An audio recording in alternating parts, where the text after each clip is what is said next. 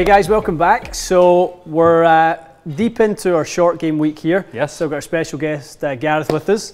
So we are going to do some flighted wedge testing just now. Absolutely. I think something that's people have a really hard time with.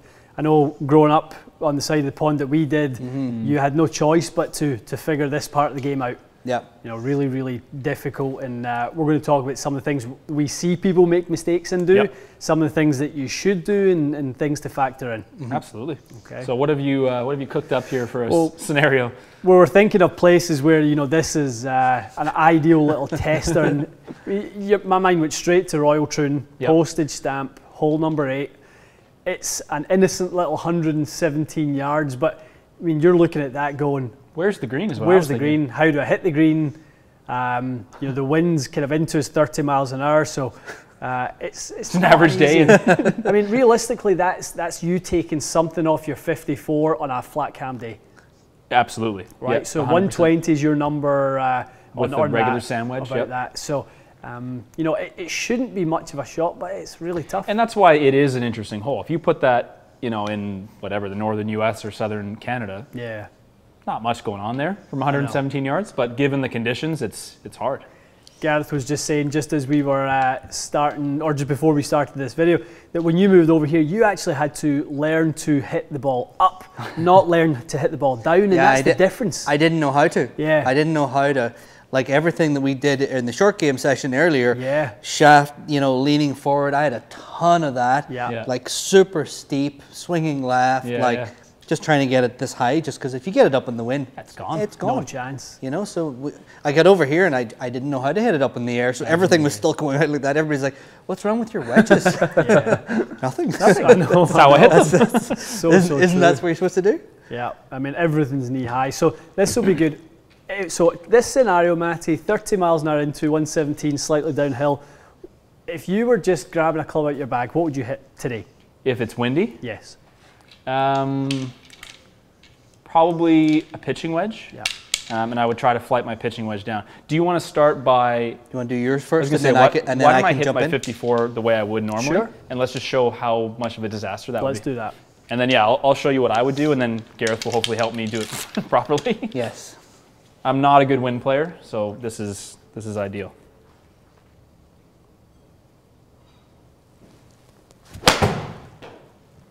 So the great thing is, Matty, we can actually look on quad and see.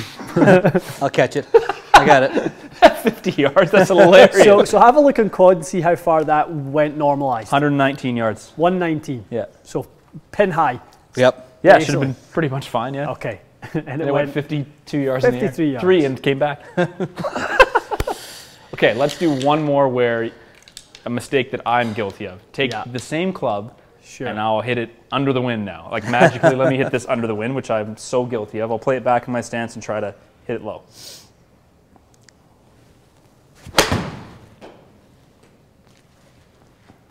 So that's 60 yards this time. Oh, it's coming. Come on back. Backwards. All right, we did a little better. You managed to get 10 more yards out of that one. So that normalized went 135 yards. Wow. 135. Yeah. So spin came down a bit, less launch, and it went 66 yards.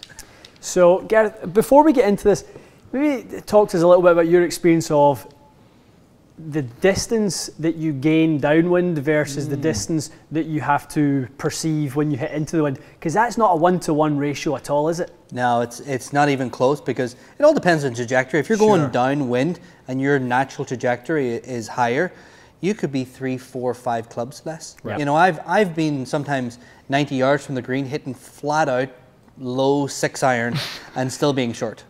You know, the thing about it is when you come down in loft, you come down in trajectory, so the ball doesn't have any height on it, so it doesn't carry any distance, so it's actually coming out of the air so much quicker. So most people will actually look at the shot and go, oh, I'll go down a club and just swing easy. Yes.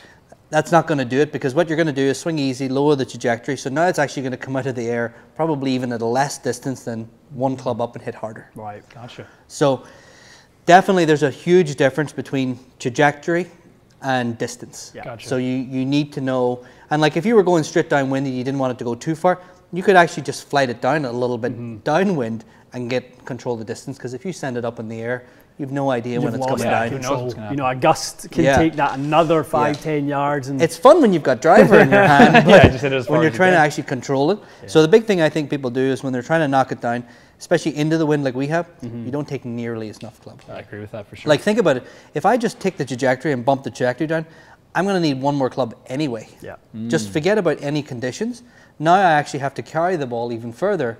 I'm going to at least need one more at 30 mile an hour. I'm going to need probably 2 more. You know, so that's where I think I can go 50-degree wedge instead of 54, where I probably need to go 9-iron or whatever. 8. Or 8. I would say that. I think we're both thinking like 8. Because now we're knocking now we're knocking trajectory even down even further. So it's coming out of the air quicker, and we've got more of that wind.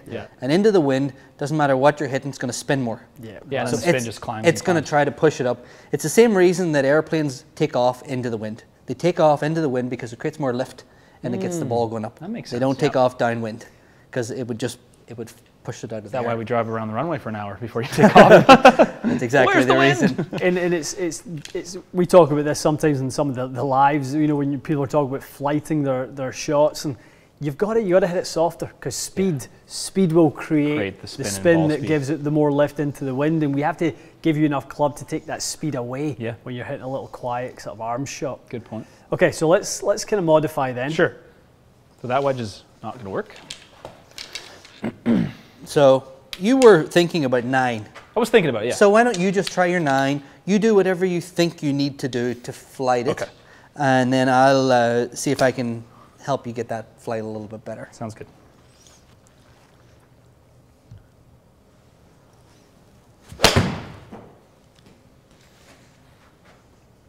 It started off on a great trajectory. 85 yards. Oh dear. Okay. Okay. And there's so many people, you know, probably back who play links golf who go, 125 feet peak height's not gonna. Is that how high that went? Oh jeez. Okay. Yeah. All right. What are you going to do different here? Fresh out ideas. I'm going to play it back more. I'm going to hit it less hard. Try to take a bit of spin off it, I guess. I don't think I did really much of anything better, to be honest. It's going to go the exact same distance. Okay, bad. Okay, so back in your stance didn't work. Nope. What else you got? I probably need another club. I do 7 so iron. You adjusted that by about 30 feet. Okay, so it wasn't nothing. Yeah. So you made a nice adjustment. You know, you lost 11 miles an hour ball speed. Stuck it in the ground a bit. Yep. So again, that's where you probably made something resembling the right swing. You just didn't have the right club. Gotcha. Okay. So this is 8 iron now. Yep. And you're going to stick with the back in the stance because that was good. That was good for. It seemed to bring the launch and spin down a bit.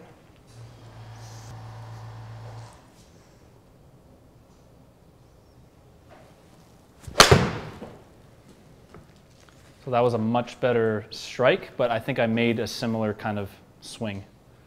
That's wild. Still only 107. What's your normalized number on quad on the screen? That would have gone 158. Okay, so you're dealing with about 50 yards of hurt here. It's hard to get your head around that. I know. It's amazing, you know, with that. And I think that's why people instinctively just go, I'll just take one more and just maybe hit it easy. I will make it happen, basically. I can't tell you how many times playing even as a pro where I've taken one down and hit it easy and I'm thinking, I'm so dumb. Why have I not learned this lesson yet? You know, it's not 1, it's 3 or 4. And then I can make a nice swing at it. I think sometimes when people try to knock it down, they also try to hit it. So can you hit one for me and really try and hit it down and hit it hard? And let's see what the effects of that shot would have. So I'll play it back in my stance again and I'm going to hammer down a bit. Yeah.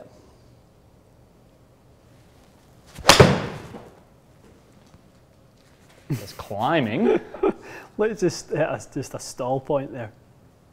I want to see one that the number comes backwards while it's still in the air. I want to know that number on the normalized carry was 170. 177. I was going to guess 175.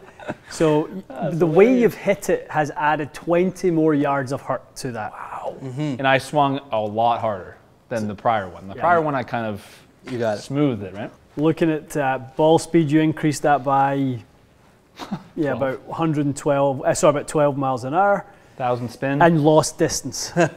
Yeah, so it's a great example of how hitting it harder actually doesn't make any sense. Because so is the ball speed and the extra spin an issue? Because both of those put the ball higher in the air? Yeah. Has anyone ever researched like wind speed, ground level versus wind speed, 110? Is there a measurable difference, and that's why you should keep it lower? There is sort of elevation points and wind and stuff. There's all those calculations have been done by TrackMan. So generally, if you're under, like, let's say 50, 60 feet, the wind is at a slower speed, and it should affect your ball less. Yep. So why don't we put it back in your stance even further? Sure. We're going to stick with the same club, see if we can make it work. Okay. So I'm even though ideally it's saying time to hit a 7. You don't have enough club, but we're gonna pretend that we don't have any lower clubs in your back. So you're gonna put it back in your stance, and you're gonna open up about 5-10 degrees. Okay, open. Yep. Hands are gonna go forward. So kind of there. Yep. And then go ahead and make that swing. See what happens.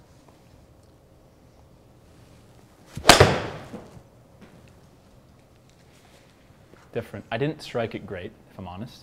Fraction heavy. Yeah, it was kind of heavy, but that's a better result. Take it. Yeah, I was looking 30-footer. Let me do the same thing and try to. See, the reason that we have to open up our stance is that if we push the ball back in our stance, your start line is going to shoot off here to the left, and you're going to be playing like a big sling. Like so you're offsetting the start line. Yeah. So basically, you're neutralizing it so that the ball flies straight. Because we could manipulate any club and kind of hit like a rope draw in there. Right. But on this hole, it doesn't make any sense. Good luck, right? It's not predictable. Yep. So by opening up the stance, we can push the ball further back. We can de-loft it more. Yeah, gotcha. I think that's a real crucial one for people to understand how moving the ball position also adjusts your path. Yep. Okay, so I'm opening up a pretty substantial amount. Yep, good. And that ball position is okay? Yeah, that is okay. Hands back. So I would feel some press at address, Gareth? For sure you would, yeah. Okay. All right. We'll just see if we have this neutralized enough. A little better strike. Gonna like that one. It's true. I see it though. A little bit of curve on the ball, and that's gonna miss. Oh, that curved a little bit more. Penalising. Who put you in this hole? I don't know. Some jerk. Just open the face a tiny bit if you can. Okay. Yeah. So hands forward, face open. So the face is kind of pointing, you know, in this direction here, but the hands are way forward. So kind of like that. Yep. This is uncomfortable. Good. Let's see what happens. Yeah, it feels good. I see what you mean, because that allows the ball to actually start slightly left. A little bit left, and then sort of come back a little bit for you. So are we still on 8 iron here? Yeah, this was 8. We're still on 8. So I mean, it just looks like it's, you know, it's just one more club, hit it like that, and you're. We started with a 54, and now we're at a 7. Anyone need a wedge lesson? Let me know. Okay. So this is a long game lesson now. It's we're working on the flighted 4 irons. It was short game week. But it's kind of funny because it's like a flighted wedge in this much wind is an iron, pretty much, right? Yep. Okay. So I think if you go ball back open, I think that'll allow you. So kind of when you were here. Yeah. So because I like the flight of that one because it's a lot straighter. Yeah. So I've offsetted the start line with a bit of club face. Okay.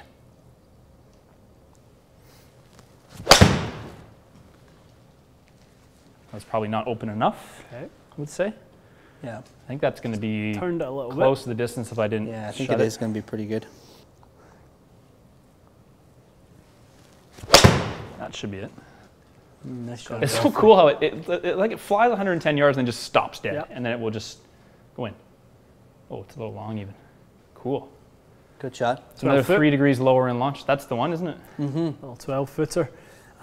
Normalized was 183. But the way to achieve that is the important thing to remember is that because we had to mess around and manipulate, and you see how hard it was to get it on the start line there. And a lot of people, when they're doing that, they are, you know, tweaking their body lines and all. I think it's easier. Take another club, ball back in your stance, open your body line. Now you're going to be able to hit a fairly straight, low shot. Yeah. So I'm just going to do it for this face on camera so people can see. So I was probably close to my back heel, opened it maybe that much, and I opened up this foot a little bit. So it's kind of about there. Yep. And that was, it's funny, I think a lot of times when I've tried to hit it low in the wind, I think I've not moved the ball back enough, and I've certainly never done what you just said with the club face. And I pretty much always yank it way right. Yep. So that would explain why. The crosswinds, too shut. And especially when you're playing in those crosswinds and all, you know, so you're trying to flight it low and you've got any type of crosswind here. it's just going to make it look like a massive. So now you're going to actually have to hit it a million miles, and now you're coming in at a totally different angle. Yeah, and the ball's just going to be gone off the right side. It's too tricky to manage. So by just changing your body line and club face, you'll flight it lower, get your distance, and hopefully, make it easier. Can you imagine you weren't playing off the ladies' tees as well? I literally couldn't put the tee further. I believe they call them the forward tees. And Gareth, what do you see if we start getting into like half wedge shots, like 60 yards and 80 yards and stuff? What do you start to see again? Same thing, just gotta just club up. Yeah, you got to go. Tons of club. You can, especially at that distance, I think you can hit it through the wind a lot more. A lot more. Yeah, where at this distance here, I just don't think you can get through the wind. But if we went to 60 or 70 yards, maybe not lob wedge, but you could go gap wedge or pitching wedge and just chip one in there. It'd be pretty easy. Because you're generating less speed. And it's closer. So when you knock it out of the air, that first impact is halfway there before it even has. Because it's doing like that ball is just getting here, climbing straight up and coming straight down. It's going so fast through the first 50, 60 yards, and then it starts to. That's a good point. It starts to get beat up. Fall off. If you played that back, you're right. Like half second in, it's gone 70 yards. 8 seconds later, it's gone 75 yards. It's pretty much barely moved. Yeah, so the short ones. So that's why when you're playing those shots, I think even the 50, 60 yarders, you can play the same thing. Just play it back in your stance. Just similar technique. Open up the body. You will be taking a lot more turf after the ball with that setup. Yep. But the goal is to deal off the club and have it less, so the handle. So if you were going to play a bounce shot, you'd have to go with a ton more club. Yeah. And play it neutral. But not really recommended. No. I mean, so many good nuggets in there. It's really good. We've done sort of into the wind test and crosswind, downwind test in the past, but this one's probably been the biggest eye opener in terms of how much you need to club up. And the further the green gets, obviously, the more of that you have to do. Yeah. If you're close to the green, as you said, I think you could maybe get away with the one club. You can. But even at 117 yards, we went from 54 to 7 iron to achieve the correct launch conditions. Yeah. Cool. Excellent. Love it. It's good stuff. All right, guys, lots more to come from Short Game Week. We're going to get into a little bit more of how to build your set of wedges, how to sort of build them so that they flow nicely from your iron set. So lots more to come today. We'll see you again soon.